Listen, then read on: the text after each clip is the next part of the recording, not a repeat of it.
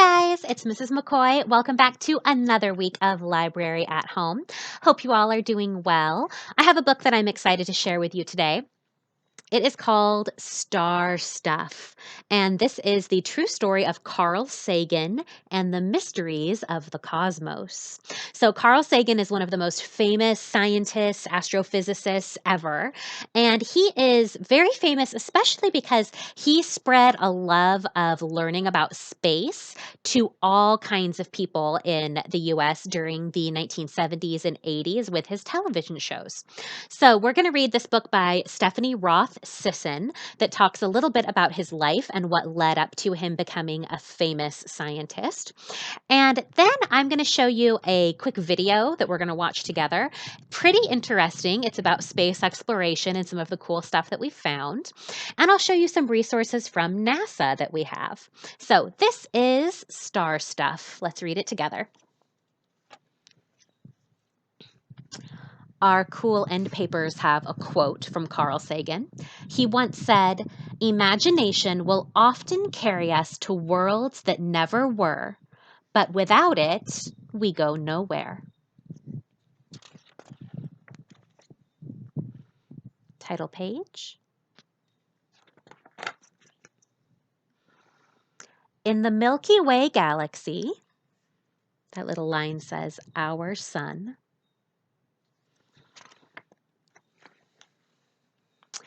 In a neighborhood of stars, there's our sun. On the third planet from our sun, Earth. In a big city, Brooklyn, New York. In a small apartment, lived a boy named Carl. Carl was curious about everything. He found the world around him astonishing. His imagination took him out of his neighborhood. And here's the radio. Announcing the 1939 World's Fair. Come see the world of tomorrow. So now we have a timeline for this. This is 1939. The World's Fair was like nothing Carl had ever seen before. There was a mechanical man and a time capsule filled with messages to the future. Wowee! There they are coming home.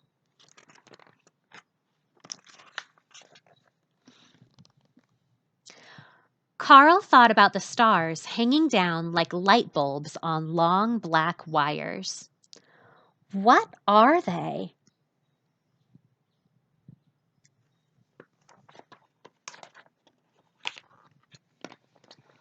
In the morning, he set out to discover the answer. Where does he go? The library, of course. A book on stars, please. It was the wrong book. You can see the book says Hollywood Stars. When she came back with the right book, Carl's heart beat faster with every page he turned. Have you ever experienced that? Like you're learning something new that's really interesting and it's just so exciting to be learning it? Wowee! Each star is a sun. If you traveled into space for many years and then looked back at our sun, it would look dim like a star.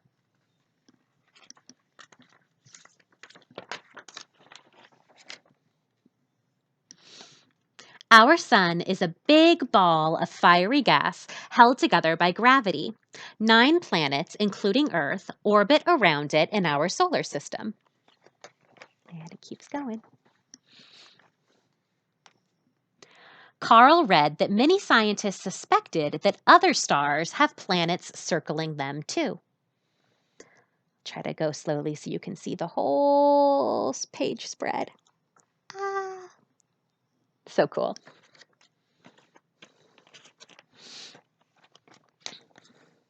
Carl was curious. He imagined what he would find if he could travel to the stars. Different aliens using that imagination. And a sketch. The sketch says Space Exploration Association, United Earth Planetary and Interstellar, Moon Colony, Saturn Outpost. He read stories written by people who imagined what life might be like on other planets. His favorite character, John Carter, could stand with his arms outstretched and wish himself to Mars. But nothing happened. Carl set out to learn more. He studied life and space and became Dr. Carl Sagan. Carl longed to know what other planets were really like. He worked with other scientists to send mechanical explorers to investigate the planets close to us. Jupiter, Venus, Mars, and then here are his mechanical explorers, Mariner 9, Mariner 2, Pioneer 10, Viking 1 on Mars. They took pictures and gathered data and sent it back to Earth. There's Carl watching the data on the screen and the images. It gave Carl goosebumps to think about what he had learned about the stars, planets, and the beginnings of life. He wanted everyone to understand so they could feel like a part of the stars as he did. So he went on television. This is Carl on TV. The very matter that makes us up was generated long ago and far away in red giant stars. Wowee! The earth and every living thing are made of star stuff. The stars made the ingredients of life. Could those ingredients have resulted in life elsewhere too? Carl and his fellow scientists got ready to launch the Voyager 1 and Voyager 2 spacecraft on a grand tour of the outer solar system to gather more pictures and data. After that, they would be bound for the stars. A marvelous idea gripped Carl. A message from our world could be attached to each spaceship, like a time capsule, and taken beyond our star. Sounds, greetings, pictures, heartbeat, music. And he said, "We thought it would be impolite not to say hello," just in case there was alien life out there somewhere. The twin Voyagers rocketed to space carrying their friendly greeting. They traveled through our solar system and continued farther than any other spaceships have gone before. A curious man made of star stuff launched a spacecraft on an adventure to explore beyond our neighborhood of planets. As the Voyagers continue their journey into interstellar space, they are carried by the imagination of a boy named Carl. Wowee! And then there's notes and additional research and some cool art for the end papers. So that was Star Stuff by Stephanie Roth Sisson about the scientist Carl Sagan. Now, the spacecraft that they talked about, Voyager 1 and 2, those spacecraft are still on their mission today. They are out in space. They're the first object from Earth to make it into interstellar space beyond our own solar system. So I'm going to show you NASA's website about Voyager 1 and 2, about their mission, their status updates. They were sent into space over 40 years ago, and they're still functional. They're still traveling. They're still on their mission. So I'm going to show you that website, and then I'm going to show you a video of some data that they have collected on their voyage. So I'm going to share my screen real quick so we can see that info. Okay, so this is the website for the Voyager spacecraft. This is from NASA's Jet Propulsion Laboratory at the California Institute of Technology, Caltech. This website has all kinds of information on the data that we've gotten from the Voyager spacecraft, the images that it sent back to us, what the mission is, where exactly they are now, tons of, and then the golden record. The golden record is that recording that Carl Sagan and his fellow scientists created to put on the Voyager, just in case it ever encountered alien life, so it would have a peaceful greeting from Earth. So you can find more information about that on this tab, more information about the mission here, the status, and the timeline. Like I said, this ship was launched over 40 years ago. They're older than I am. And even though the technology is 4 decades old, they're still out there. They're still functional. They're still traveling through space. They are in interstellar space. Right here is on this main page is a constantly updating information about how far away from the sun they are. So Voyager 1 right now, the distance from the sun, our sun, is 13,860,363,881, 902 miles. That's how fast it's traveling right now. So pretty crazy to take a look at that. If you scroll down, you can see it's got information on the spacecraft. It's got like 3D functionality so that you can kind of walk around the spacecraft and look at it. It's really cool. Mission timeline.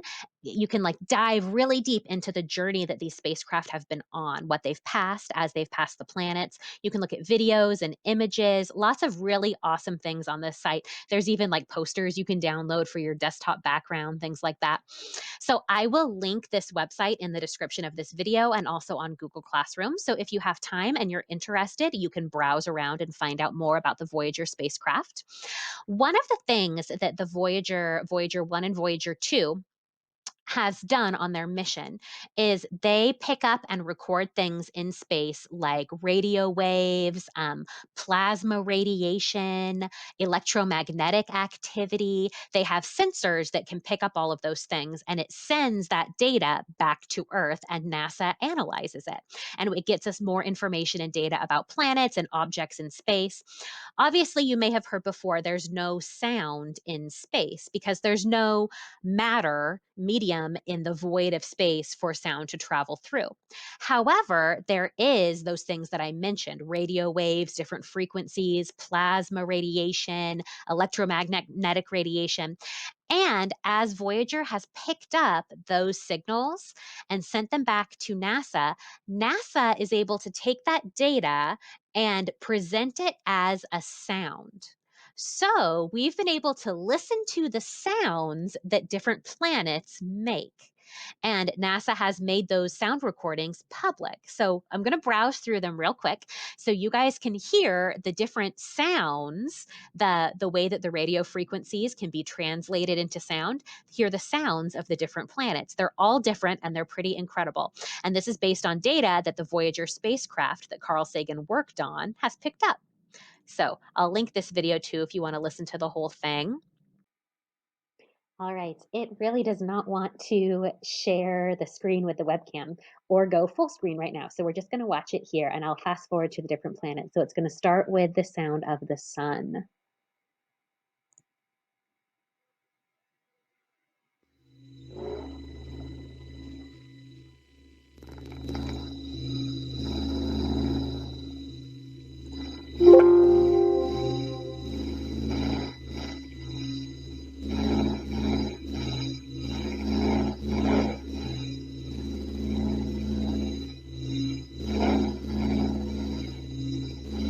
So that's the sound of the plasma from the sun translated into audio.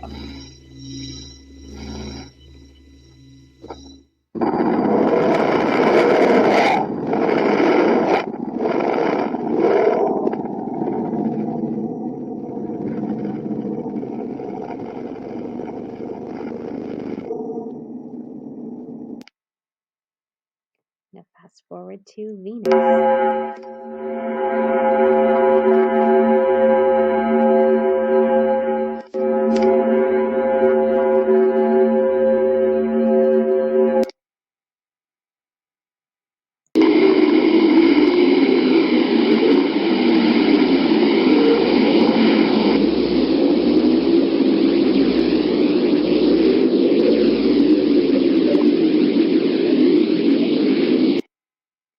Mars.